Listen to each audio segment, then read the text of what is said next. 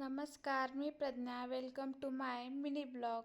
काही कारणांमुळे ब्लॉग थोडे येणे बंद झाले होते, पण आजपासून परत नव्याने सुरुवात करायचं असं ठरवलं होतं. काल आम्ही गावावरून परत आलो होतो, पण प्रवासामुळे खूप कंटाळा आला होता. त्यामुळे सर्व कामे आज करण्यासाठी घेतली होती. घर बंद असूनही इतकी सारी धूळ आत आली होती, त्यामुळे सर्वात आधी स्वच्छ असं घर झाडून घेतलं. त्यानंतर बॅग अनपॅक केली आणि सर्व कपडे व्यवस्थित घडी करून ठेवले. हे करूपर्यंत दुपार झाली होती.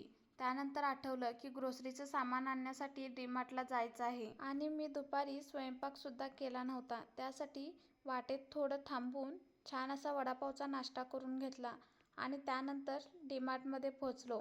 तिथून सर्व ग्रोसरीचं सामान घेतलं. मला घरचा मसाला भरून ठेवण्यासाठी एक काचेची बरणी पाहिजे होती. तीच मी ते बघत होते.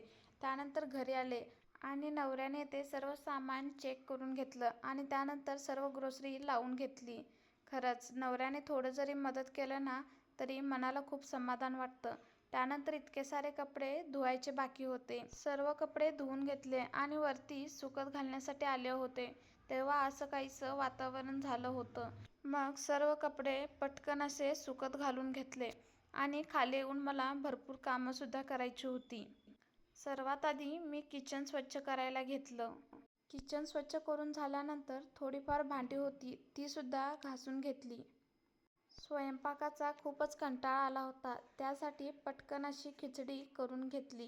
हे सर्व आवरूपर्यंत खूपच थकवा आला होता, त्यासाठी चहा ठेवला.